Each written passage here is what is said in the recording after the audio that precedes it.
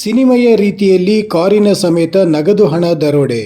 ಹೌದು, ಚಲಿಸುತ್ತಿದ್ದ ಕಾರನ್ನು ಅಡ್ಡಗಟ್ಟಿ ಕಾರಿನಲ್ಲಿದ್ದವರ ಮೇಲೆ ಹಲ್ಲೆ ನಡೆಸಿ ರೂಪಾಯಿ 46 ಲಕ್ಷ ನಗದು ಹಣ ಮತ್ತು ಕಾರಿನ ಸಮೇತ ಅಪರಿಚಿತರು ಪರಾರಿ ಆಗಿರುವ ಘಟನೆ ವಿಜಯನಗರ ಜಿಲ್ಲೆಯ ಹರಪನಹಳ್ಳಿ ಪೊಲೀಸ್ ಠಾಣಾ ವ್ಯಾಪ್ತಿಯಲ್ಲಿ ಮೇ 15ರಂದು ನಡೆದಿದೆ.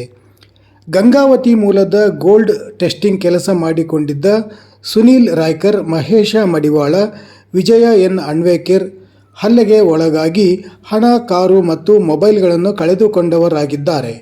ಅಂಗಡಿಯಲ್ಲಿನ ಗೋಲ್ಡ್ ಟೆಸ್ಟಿಂಗ್ ಯಂತ್ರವು ತಾಂತ್ರಿಕ ದೋಷ ಕಾಣಿಸಿಕೊಂಡಿದ್ದರಿಂದ ಸೆಕೆಂಡ್ ಹ್ಯಾಂಡ್ ಮೆಷಿನ್ ತೆಗೆದುಕೊಂಡು ಬರಲು ಕಾರಿನಲ್ಲಿ ಬೆಂಗಳೂರಿಗೆ ಹೊರಟಿದ್ದರು.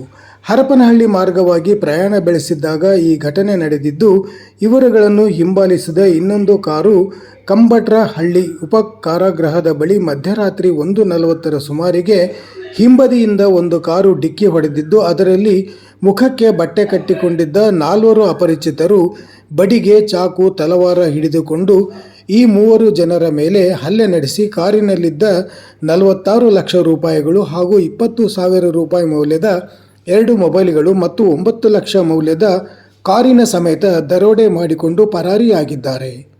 ಹರಪನಹಳ್ಳಿ ಪೊಲೀಸ್ ಠಾಣೆಯಲ್ಲಿ ನೀಡಿದ ದೂರಿನನ್ವಯ ಪ್ರಕರಣ ದಾಖಲುಗೊಂಡಿದೆ.